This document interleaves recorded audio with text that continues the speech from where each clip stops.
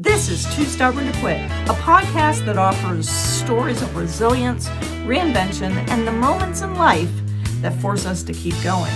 Each week we explore real people, real setbacks, and the stubborn determination it takes to move forward when life doesn't go according to plan. And if life has ever knocked you sideways and quitting wasn't an option, you're in the right place, because that proves that we're all too stubborn to quit. Hey, Linda, how are you? Merry New Year. Good, Miss Pam. How are you? How was your holiday? Oh my how was your God. holiday?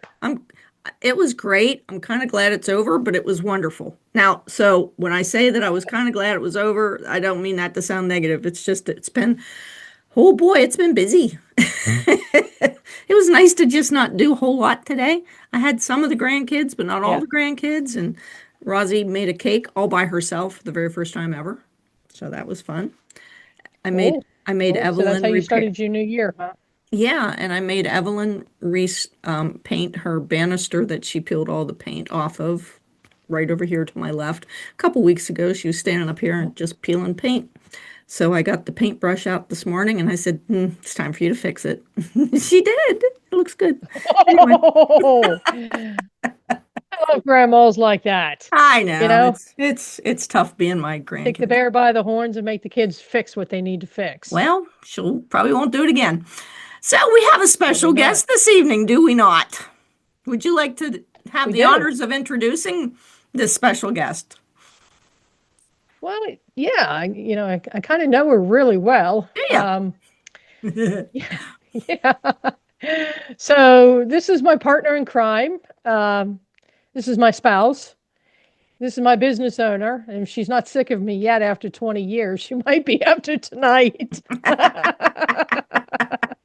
Anyhow, let me go ahead and welcome my my wife, Jill White, or as some of the world knows, this is the Whitsons. Not very many people, but anyhow, she's from Huntingdon, England.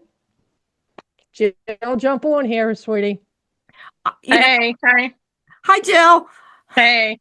So when I first met you and you said you were from Huntingdon, England, I was like, no way. Well, actually, I think the first thing I said was, you didn't tell me she was British.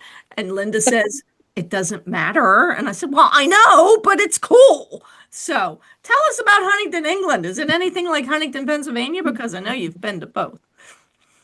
Actually, it's really similar, like country streets, country roads that end up in a small, like, high street with businesses, you know.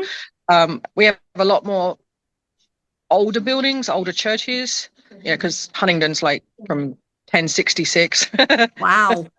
So, yeah, I mean, it's older, but it's definitely in the same realm of country town. So, and yeah, it was kind of wild when Linda said where she was from. And I was like, no, used to get the weekly paper was the Hunt's Post, and they used to publish letters from a lady from Huntingdon, Pennsylvania in it. And one of my English classes, we actually read some of those letters out, and discussed, etc. So it was kind of wild when I met Linda, and she's, we would just, getting to know each other. It was like, wow, that's just crazy. That's really crazy. It was meant to be. Yeah. Yeah. Meant to be. So the lady that wrote the letters, just curious, was that Josephine McMean? Do you remember? I don't remember the name. But she wrote letters like every month, apparently. And the Hunt's Post published them. They published the letters from afar. And the twin town that we had in the United States, and that was just so far away. The only America I knew was in movies. Right. Movies, occasionally the news, but it was mainly from the John Wayne, that kind of thing. I didn't know what America looked like, or but it was. We got these letters, and she talked about life over there and what was going on in her town. And I believe that there were some older ladies in our Huntingdon that did write her back from the paper. That's fun. Josephine was the editor of the Huntingdon Daily News. Oh, okay. So it would make sense to me. I'm just That's a supposition on my part. I have no idea, but it would make sense. So anyway, Right. Yeah. yeah, that's pretty cool. So am I allowed to ask you what brought you to the United States? Yeah, I married a Yank. I'm sorry. Yeah, it never actually occurred to me when I met him that I would actually have to leave. And we were together for like 4 years, and then he got orders, and Mm. so it was like, okay, we got to go. So I arrived in the United States on January 15th, 1992, with a 16-month-old toddler and an 8-week-old baby. Oh my. Wow. Yeah, so that was And I like believe that that was one of the coldest winters, wasn't it? it was. It It was was. There were snowing when you, yeah. I had never seen I outside of pictures in National Geographic, I had never seen icicles physically hanging from buildings and trees and stuff. Really? Because it does not get that cold in England. Okay. It gets cold, but it's not that cold. Huh.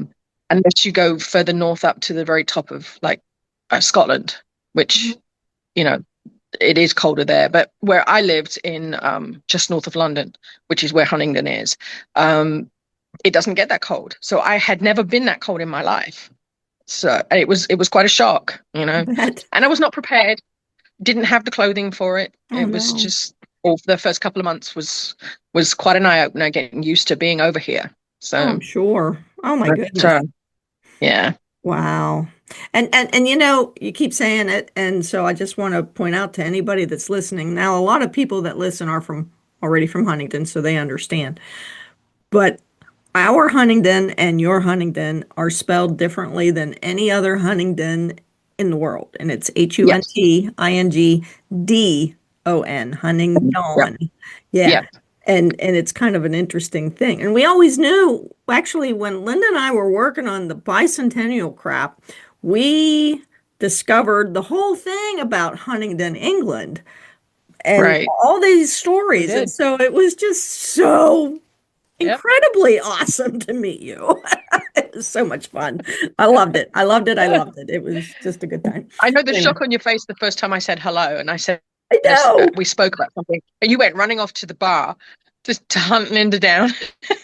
It was like she told me later. She was like, she had not apparently told you I was from England, She did not. and I had an English accent. And it So, was very, very cool. I was so impressed. It's like, that's yeah. very awesome. I liked it a lot.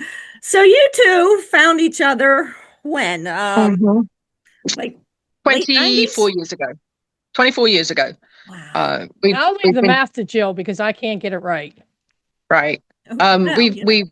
We physically met in 21, and then by in 2001, sorry. And I Oh, was already yeah, I was going to separated. say oh 01. Yeah. Yeah, I was separated and getting my divorce, and we met and we hit it off, you know, straight away. And the whole Huntingdon, PA thing was kind of wild.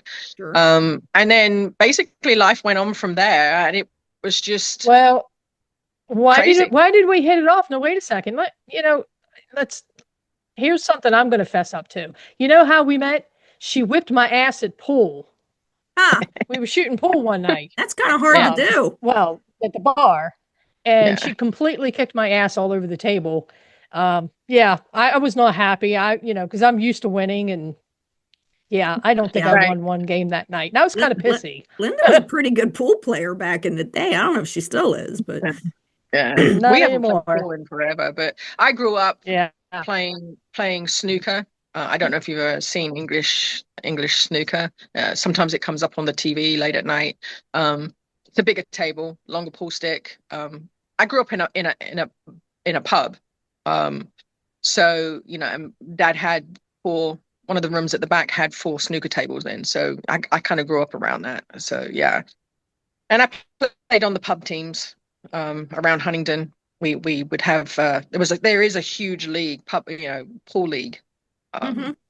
in England. So it was something I was very much used to. So when I met her, it was like the bar we met at, it was like, yeah, there was a pool table. I was like, okay, yeah, that'd be cool. Let's have a game. You know, she was like, sure, like this. And then And you I was kicked her like, ass. I I love it. did.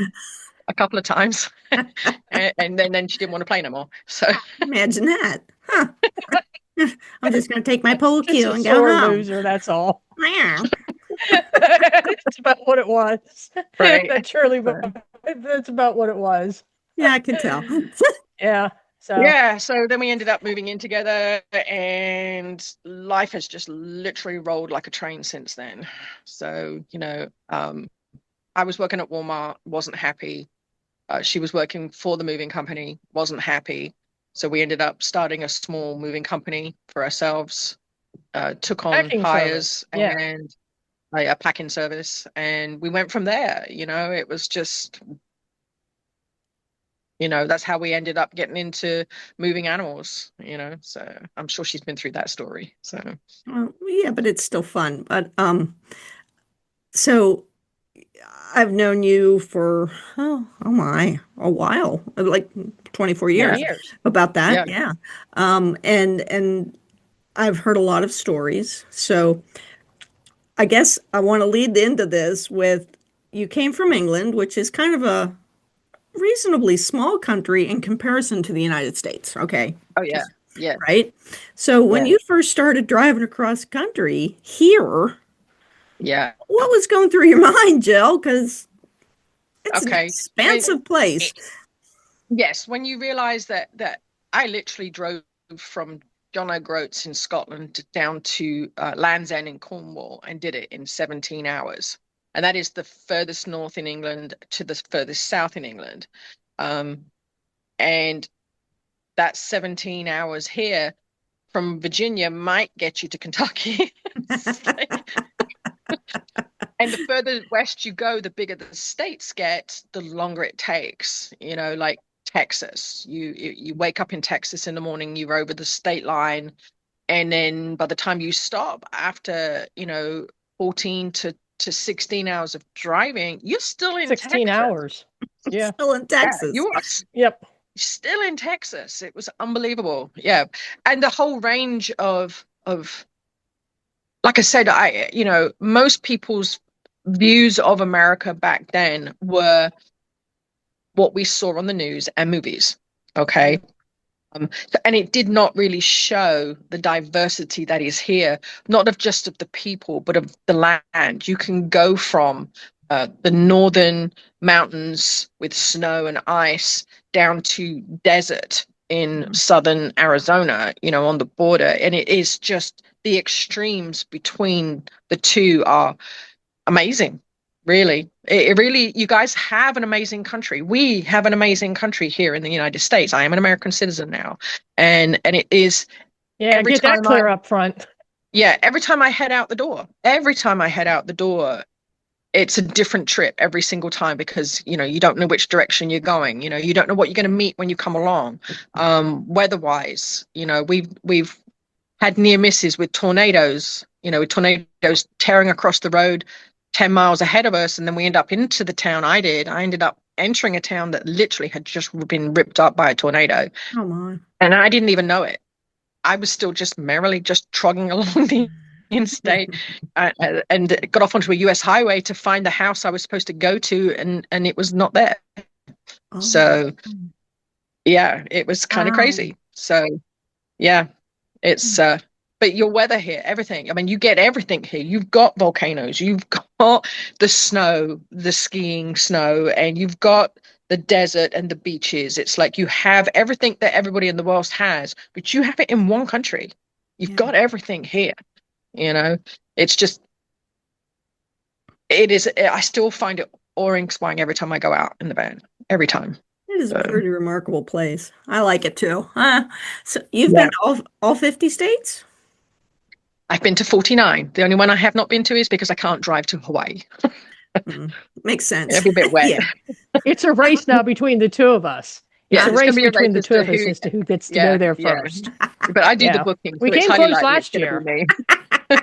Well, really? just a thought here. Maybe you should go together. Yeah. Throwing it out there.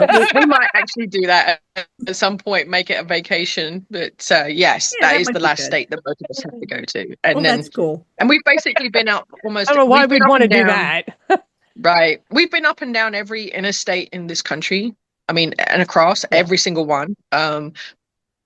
We have been on quite a few of all of the US routes through every state in this country. So yes, and the drive to Alaska up through Canada year before last was very cool. You know, it was like, you know, welcome to Canada, eh? It was that, just that. It was cool because it was up north. Hi. It was cold. It was up north. Yeah, it was cold, even though it was But summertime. it was awesome. We went up in June, It was an July. awesome Yeah, trip. it Yeah. was. It was. You know, so and Alaska is. I'd like is to pretty do it cool. again, only at a slower pace. Yeah. Yeah, if we do it didn't have again, animals and a slower. timeline, yeah, it would be pretty cool. Yeah. So We were just talking to somebody COVID. today. Maybe it was last night about taking the train from, I guess, Chicago across Yep. to Seattle and then getting on a cruise ship Yep.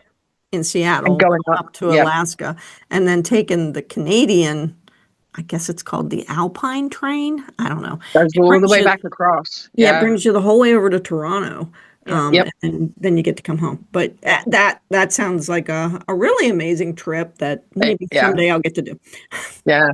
So I like trains. I love to travel on I, trains. I think it would be a good time. Uh, Yeah. yeah, I mean, London to Edinburgh is a pretty cool ride in England. It's See now you're talking something that makes me want to be really jealous because I desperately want to go to Scotland. Recently found out that, so my entire life when I was being, raised up, I was told that I was Irish and that they didn't know what else. That was their words. Well, we don't know what else. Well, they did know what else, but it was right after World War II that my mother discovered all this stuff, and my grandmother was almost 100% German. And so they didn't want to say that because they were terrified about being German. So, right, and there's no Irish at all. Zero. I have no Irish, but I've got a whole bunch of Scottish, which right. I found to be entertaining because there's no Irish at all, just Scots, And German. between the two world wars, there were a lot of people from Europe, including Germany, that evacuated to England and ended up pushing up the country into Scotland. There is Right. a lot of German history up there. So Well, actually, we found, so his name was James Ross. That would be my mother's gazillionth grandfather somewhere down the line. And he gleefully leaped between Ireland and Scotland for about 20 years and came to America in 1747. right, So that family section has been here for a long time. Now, my dad's story was always that he was some sort of relation to a Hessian mercenary for the Revolutionary War. I never knew if that was true. I have no idea, but maybe. But they've all been here for a really long time. So yeah, there was no Ellis Island in my family's history because it didn't exist. right. You'd already been here. Yeah. Yeah, So for a long time. But anyway, I digress. Anyway, Scotland. I want to go to Scotland. Really yes, badly. Scotland is a pretty cool place. If you get to go, give yourself the time to travel it. It's small roads, so getting around is not quite as quick, but it is absolutely amazing and stunning to go there. And the people are, at first you won't understand what they're saying, but if you just take the time or a translator, you'll be good. Translator. On your phone, you can get the app on your phone now. You literally Awesome. can, and it will translate for you into American English. So That's fun. All right, so stories. You have some stories from the road that I only know a couple of them that I have laughed for years over. So, what are some of your most memorable ones? I really liked the snake story, and I really liked the one where you walked into the. which one? Which one?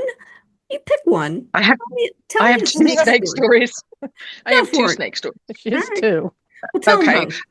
The first one was the very first trip that I ended up going on across country by myself. Linda and I had bought separate vans, and for whatever reason, I ended up being the driver on that particular one. And I get to I lost my wallet. that's lost right, my you lost your wallet. wallet. Yep. So I had to go. So anyway, I get on, I get everybody picked up. I'm heading across country. I get to El Paso. I make actually it was about 60 miles from El Paso, and the engine starts making weird sounds. And I was like, okay, so the exit's there's nothing at the exit. It's like a farm exit. So you got a ramp off and a ramp on, and then there's the cattle grate in the floor and a gate. That's it. So there's nobody there. And it's just scrubland. It's just all scrubland and desert dirt. So I pull off, like I jump out, I open the hood, and I realize that the AC is not running. So I open the doors, open the windows just to make sure everyone, because it was pretty warm. So I was like, just while I check the engine out, and I'm like, oh, get on the phone to Linda, and we're talking about the belts and the pulleys and things like that. What could be making this noise? And she's like, get down and have a look underneath. So I get down and have a look underneath, looking for no leaks, making sure. And there's a snake slithering under the back end of the van. And I was like, oh my God. It's like, I jump up. That's, you said more than that. I started screaming. I jumped into the van. Holy shit, there's a snake. Yeah. I got in the van. I slammed the side door shut because I didn't want it slithering up in there. I jumped into the front seat, slammed the side door, got over to the driver's seat, slammed that door, looked up, hood still up. It's like, I literally didn't. It was under the van. I got my window down. I crawled out on my window, and I managed to kick the little hood thing that holds the hood up. I kicked that out. It slammed down and bent, but it was stuck out the front and everything. And I drove into El Paso. I took off, man. I drove into El Paso with all the windows down, and it was like with the hood prop still sticking out the front because I wasn't stopping again. It was just ended up going somewhere to get it taken care of. So that was my first introduction to snakes in the US. Okay. That was Snake 101. Like? I didn't. It was long and it was slithery. Big. Okay. And it was obviously, I guess looking back at it now, I guess it was seeing the van as a big sheltered area to get away from the heat, the sun, because I know they like to get out of the sun in the daytime. So, but yeah, that was my first introduction to snakes personally. I guess the second one was I picked up a family, a very large pickup for one family in Texas that was moving to just above New York City. Yeah, just above New York City, up Route 9A. And I get to the house, and the family has left, and they have left all of the animals with the housekeeper. Okay, so, and it ends up being, they said a snake, and they said it was a small corn snake.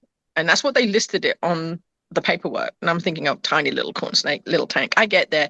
It's a 75-gallon tank. And inside is a 3.5 to 4 foot boa constrictor. Oh my God. And yeah, right. I was like, okay, all right, okay, cool. I can do this. It's like this. So I'm loading all the cats. I said, we'll do that last. So I had to move some things around in the van. We loaded up. I got the cats in. I got the dogs in. Okay. I was like, okay, the tank. So I had two kennels on the floor, and I had a bench on top of it. So I had cleared the bench off, and the housekeeper's husband and their son brought the tank out.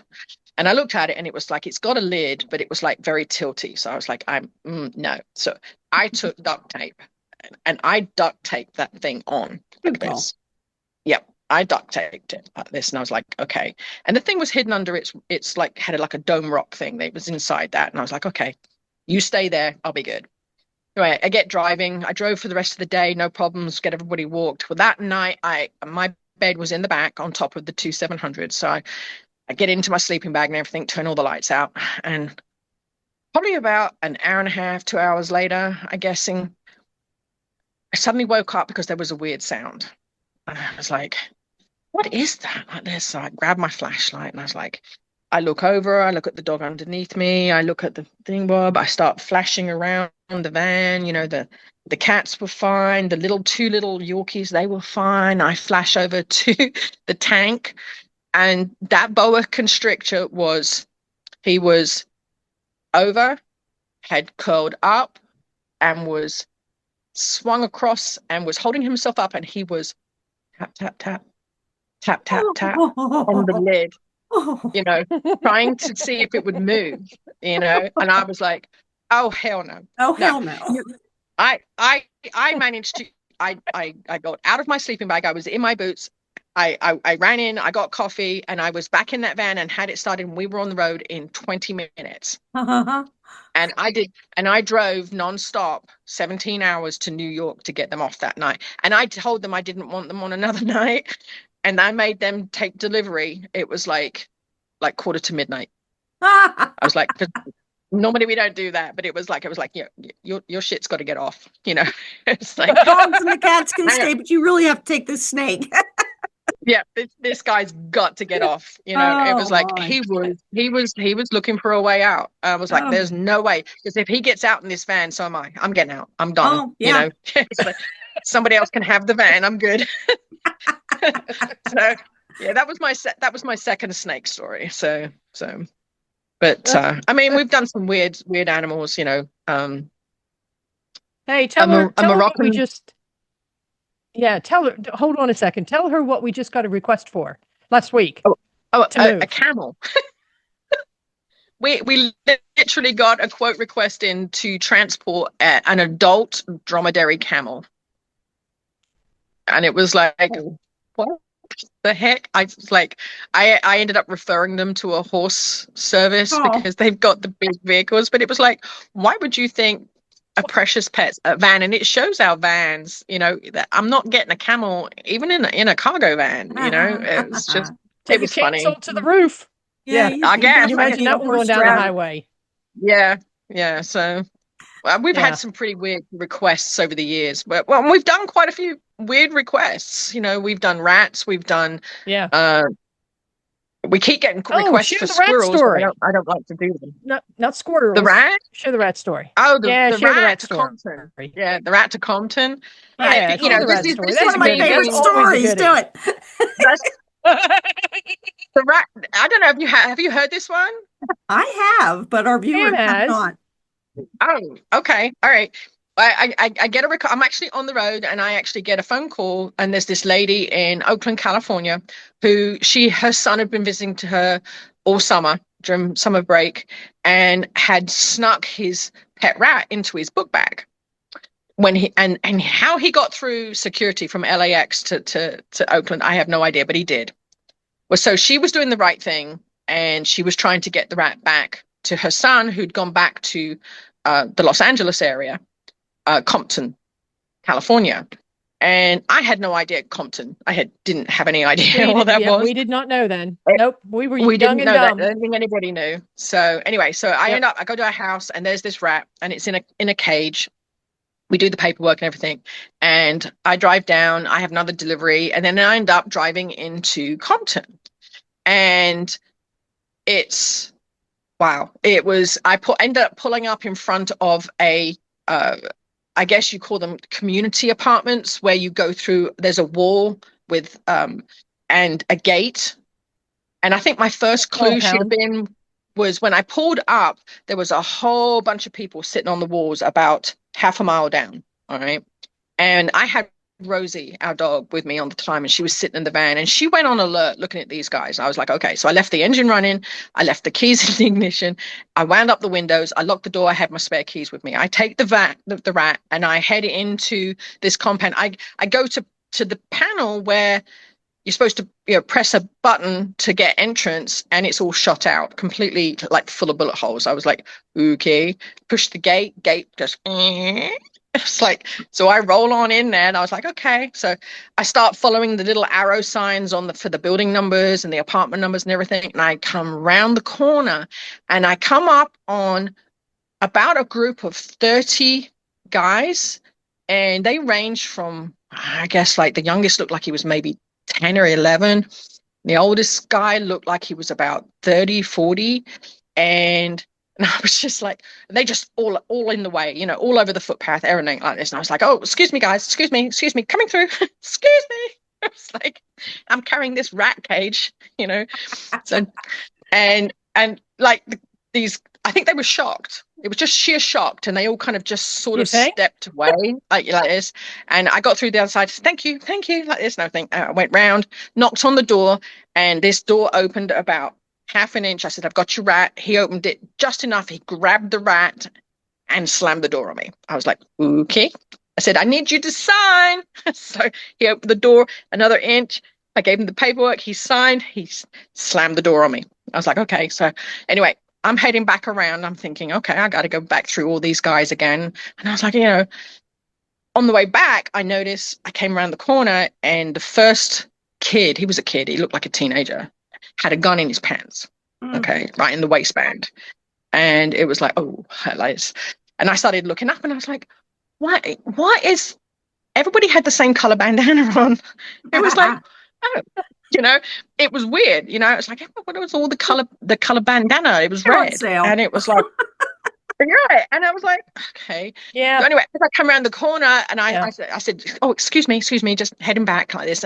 And this big voice said, move for the lady, like this. And a sea of bodies moved and the whole pathway became clear. And I'm going through that saying, I was like, oh, thank you so much. Oh, thank you. You guys have a great day. This kid at the other end is like, I was like, oh my God. I get out to the van, and as I come out the gate, I look down, and those guys that were like a mile down the road, half mile down the road, were now about 50 feet from the van. And Rosie is just barking, growling, and slathering at the windows like this. Mm-hmm. So I came out, I looked out, I was like, I got out, had my keys, and I ran around the back of the van. I opened the door, jumped in, locked it, put it in the gear, didn't even get my seatbelt on, put it in gear, dropped it in gear, and I pulled off because these guys suddenly got off and started walking towards the van. I was like, wow. Okay, get out of there. And I thought they were the threat. I mean, they probably were. Probably. The guys inside, the group inside, I didn't see as a threat. I had no idea. So I get on the phone. I'm like, hey, no. I was like, what do the red bandanas mean? And she's like, what the fuck are you? It's like, but yeah, that was just, I had no idea where I was. Yeah, when I realized, I realized I get a phone call and she's like, and she starts telling me this story. I'm like, oh my God. You need to get out of there. She's like, oh, yeah, I am. I'm like, oh my God. Okay, never mind. I didn't realize what Compton, California was, but now we know. Yeah. So, yeah. And then the movie came out.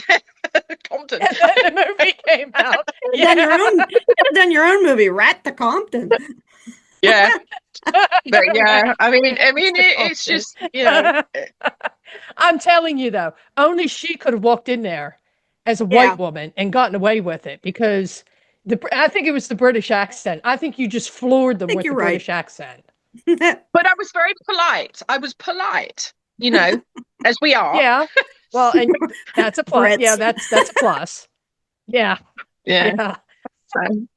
Yeah. I mean, I think I shocked them, and because I said please and thank you, and it was like I didn't act scared words I never heard before.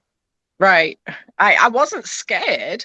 It was just a little odd that so many people in the middle of the day when school should have been in, half them kids should have been in school, but it was a little weird. I didn't even think about it. And it wasn't until I came back around that I realized that everybody was wearing this same, some had them on their arms, some had them hanging from belt loops, some had them tied around their necks, some had them around their heads. And it was weird. And then when I started spotting the guns in waistbands and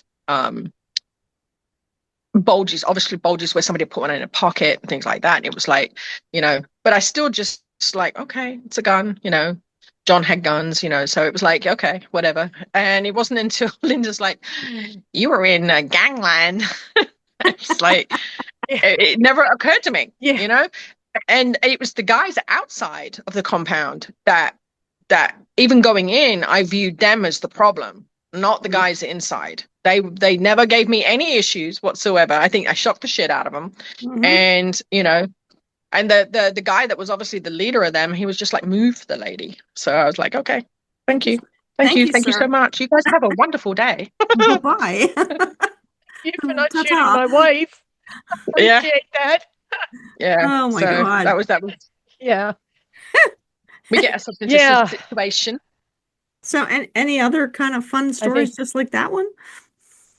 Oh, um, you're on the spot we've here got then. a gazillion of them. We do now. Now my mind's We've gone got blank. a, So yeah. Well, you know what? Remember the time we came out of Idaho in winter? We actually had a shuttle bus.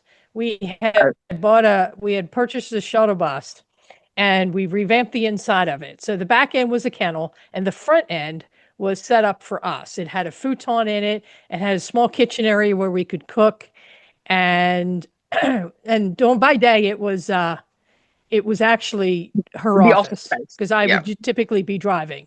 So it we kind of it was a multifunctional thing. But we picked up in upstate Idaho, I believe. Right.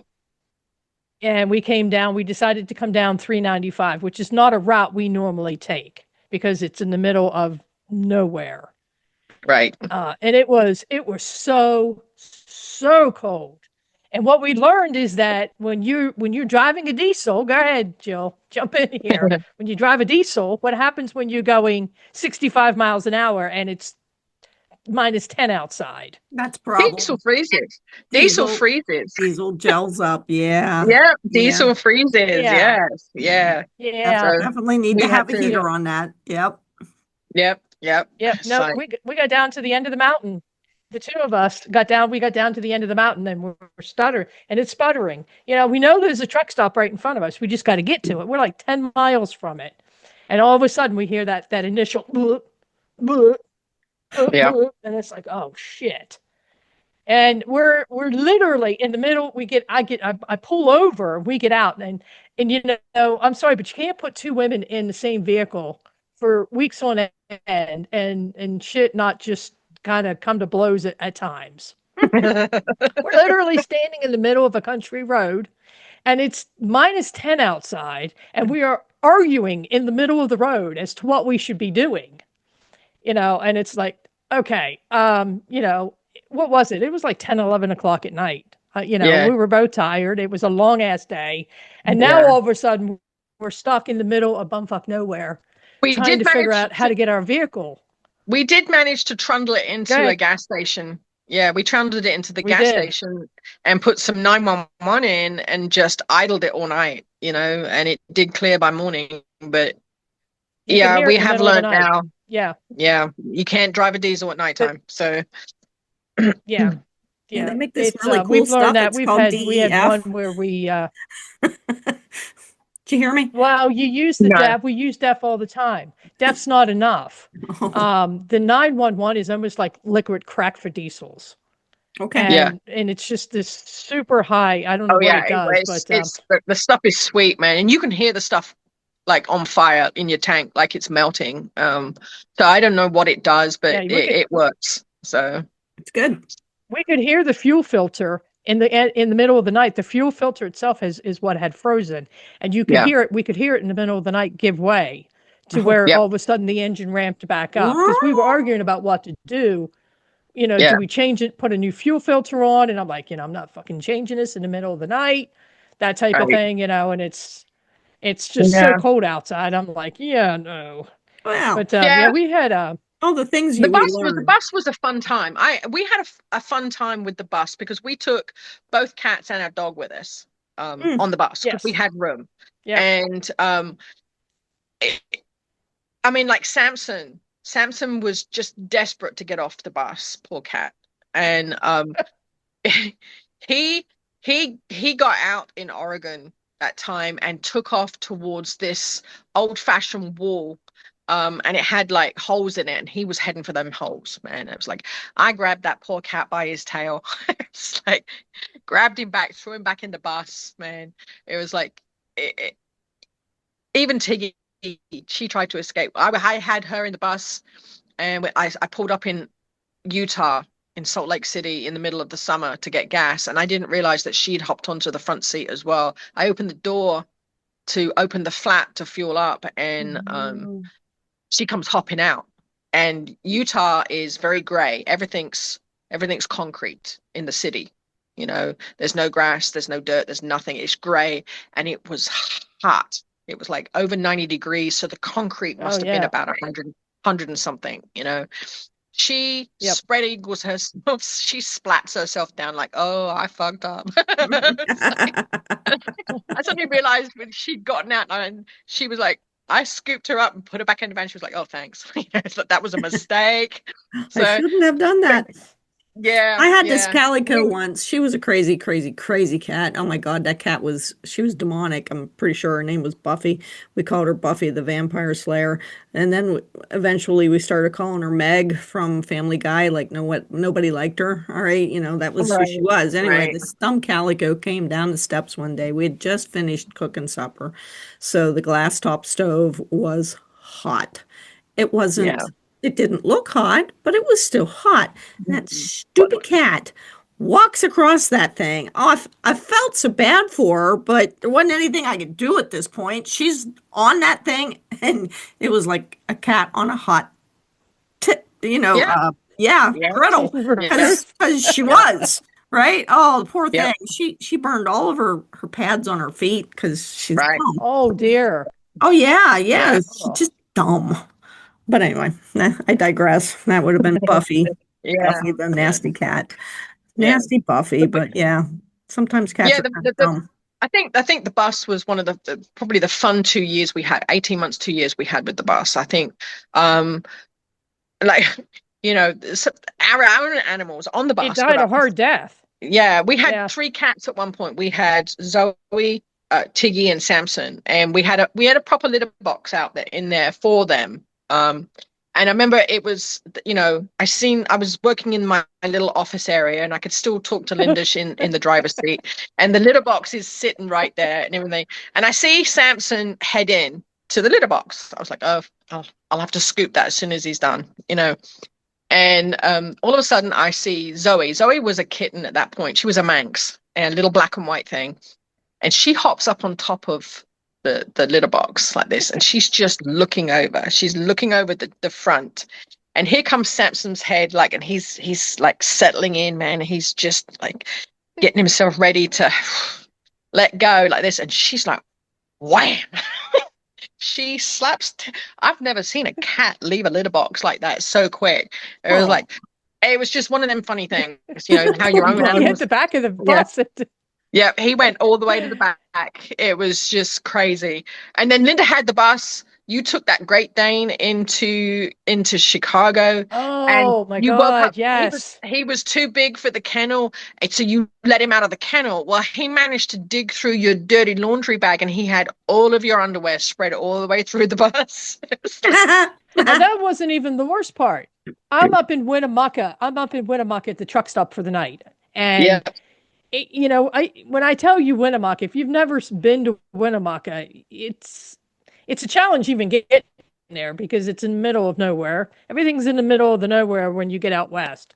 But I'm sleeping, and this Dane gets up, and I can hear him pacing. So finally, I wake up, and he wants to go out, and I'm like, it's 3 o'clock in the morning. So he starts howling, not just a little yep, bit, but howling. And there are other vehicles all over. It sounded like I was beating the shit out of the dog. I was like not even touching right, him. yeah, And yeah, yeah, he every time I stopped, every single time I stopped, I was in taking a shower at the truck stop, and I come out, and when I hit the front door, you can hear I him. could hear my van clear down the other end of the parking lot. I could hear the bus, and he's in there just howling away, and people are looking at the vehicle. I'm like, shit. And I'm like running down through there Yeah, trying to get back in the vehicle, and he's like, I'm like, and I called the lady, because this dog was going to an apartment in the middle of Chicago. So I actually videoed him, and I sent the video to her. And I said, this is the dog I picked up for you in Chicago, or in LA, she had in adopted downtown it. Yeah, LA. she had She had adopted it. just adopted it and then flew home and left the dog with a friend. oh my God, who does? Never mind. Oh yeah, and this Great Dane, I literally I could have leashed him to the van, and he could have pulled me to Chicago. He was that big, Yeah, big boy. but he howled, and then he destroyed half my underwear. I'm like, could you please leave my shreddies alone? Because by the time I got done with him, they were literally just that shreddies. I'm like, okay, yeah, I don't ever know what happened to him, but Right. There's no he way. was a lot. Yeah, he was a He was a lot. lot. So we've had a lot of dogs that are a lot. Like Yeah, sometimes for a that's all you while can there, say. Is sometimes they're a lot. they're a lot. Yeah. Even the puppies, like we don't do a whole lot of puppies now, but back in the day we did. And I think one of the most interesting pups that we did, but was also the one, it was do you remember the American Indian dogs? Those Naiad dogs. We puppies. call them Yeah. the Naiad, the Native The American Indian Native dogs. American Indian Yeah. dogs. And it was like, and there was a breeder in Michigan, and we used to pick up from there and go deliver. And I remember that very first one I took, the very first puppy we picked up from her. We got it in the afternoon and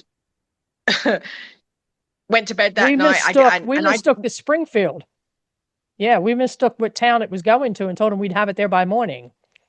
Right. So we're trying to get there. Anyway, we stopped for some sleep. Anyway, I mean, it was like 4:35 in the morning, just as the sun's coming up. The puppy started howling like this mournful, like wolf howl. It was a wolf howl. Yeah. I sat up like a jackknife, man. I was like, what the hell We is that? we were both in the seat. We were like, woof. Yeah, it was like, okay, we got to get this one off. It's like this one's getting off the van. So, yeah, I'm sorry. I do have other stories. I just can't think of them right now. That's not a problem. It's not a problem.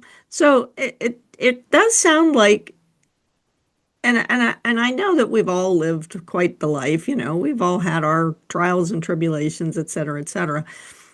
If you could pinpoint one thing that you feel has caused you to, I don't know, grow or show resilience, what do you think it would have been, Jill? I know, hard question. I'm sorry. It is a hard question because there's lots of little things I think that helped. I don't think one thing in particular. Just lots of little things. What I call post-divorce. That in itself forces you to be a bit more resilient for yourself, but also learning with Linda to run a business, and making that business thrive, which we did, and but also being able to, because we didn't want to ask the drivers to do something we couldn't do. So learning to grow with the business, but also learning to take care of things on the road as they happen without always having to call home to get somebody else to fix it for you, just learning to think. Not everything has to be a panic. When something goes wrong, is to just stop for a moment, just stop and think through the steps that you could possibly take, and then sometimes it works, sometimes it doesn't, sometimes you need additional help. But I think basically the whole 24 years has given me confidence in who I am as a person. It gave me back, because before I was a wife and I was a mom. I was a mom to two stepchildren within that first year I got here with the babies, and my ex's two kids from a previous marriage arrived on our doorstep and lived with us, and they were teenagers. They were like 12 and 15. And it was like, so I just became everybody's mom. I did everything, and so you kind of lose yourself in that, in the relationship and in the home. And then when I ended up by myself in my friend's house. She'd rented me a room in the basement. And then I met Linda, and we eventually, we did the typical, U-Haul. And we U-Hauled it over to her place. I moved in with her. And yeah, that's an inside joke, I guess. But it's, you learn confidence. Confidence comes with experience. and just the little mishaps that you have. Every day's little mishap is a learning experience, but you don't realize it at the time, and you grow with that. The first time you had to drive up into DC. Remember the first time you Yeah, drove into DC? yeah. I didn't. Yeah. I had lived That was a around big one for DC. you. Yeah, because I had lived at Andrews Air Force Base for years and had never had the confidence to drive into DC. And it was right there, like right off the Beltway. And, this business, the driving and everything, even when we had the packing and I had to drive into DC to go pack a house in Washington, DC, that was all learning experience. It really, truly was. And then it's a confidence, all those little things, those micro mishaps, not just all mishaps, the good things that happen, when things do go right, it gives you confidence, I think, going into your older years. So, and I think both Linda and I have that confidence, that, some people think we're just loud and obnoxious. Well, I mean, I just call it confidence in who there you I am. go. I know, I'm confident, and I know that I can do the job I ask my drivers to do. And I can even talk through my drivers what to do when a mishap happens on their van, and I've done that for them, So Um, I'm going to ask you one more hard thing, and you touched on it a second ago. Newly divorced, 2 kids, stranger in a strange land kind of thing. If you had one word of advice, well, 10 or so words of advice to any other young moms who are newly divorced, what would you tell them? How do you tell them to gain this confidence? okay, I think the first thing you let somebody like that know is you are stronger than you know. You just don't know it yet. You have that strong. It's in you. You just maybe don't know it yet. And things do get easier. And yes, you're going to have some really perhaps bad days, crunchy times with you and your kids and the whole divorce, etc., because that's usually pretty ugly. And it's like, but things will get better. It does get better. And if you can put yourself and take care of you have to take care of yourself. You cannot go back to where it's always about the kids. It's always about the new partner, the new husband, the new whatever. You have to start putting yourself first, and then everything else will fall in. If you don't care for yourself, you cannot care for somebody else. So, but basically is that you are stronger than you know, and life will get better. So There you go. All right. all right. I'm good. That was awesome, Jill. All Anything right. you want to add there, Linda? Yeah, I think that the one thing that about being single and divorced is as you're going through that divorce is stand your ground. Um, so many times the man takes the upper hand, and as a woman, we always feel like we should be the ones to give, to give, to give. And I don't think that it should be that way. A woman needs to stand her ground, whether it's But that's where the financially, whether confidence it's for comes. the house. Yeah, that's part of the But confidence most is being women able to look at do somebody not and have the say, no, confidence. So yeah, you're not going to like this, but the answer is no. Or, you want to do this, but that's a no today. This is what I'm going to do. And the more that you say no, strangely enough, the more confident you get. Sometimes right. it's not about Yeah. saying yes, it is about saying no. Yeah. And Just that's my Definitely. what makes thoughts. us all too stubborn to quit, isn't it? It is. It is. Yeah. Yeah. Yeah. You confidence, stubbornness, whatever somebody wants to call it. It comes with time. It comes with experience. Um, and it's like it's inside of everybody, male or female. There is a confidence there. It's just you have to nurture it. You've got to allow it to your experiences. Look at your experiences, whether they're good or bad, and not judge them as to always, defining who you are. You define who you are. So, All right. All all right, right. ladies. That was awesome. right. I truly appreciate Jill you coming on the show. Come back anytime you'd like. We love to have Okay. you here. You have fun stories, and it's an enjoyable time. And so, those of you who have stuck it out to the end of our podcast here, please leave a like on the podcast. If you could pen us a small review, that really, really, really helps us. 5 stars would be awesome. And then like and subscribe if you're watching us on YouTube. And until next week, we will talk to you soon. Stay strong, everybody. Stay strong.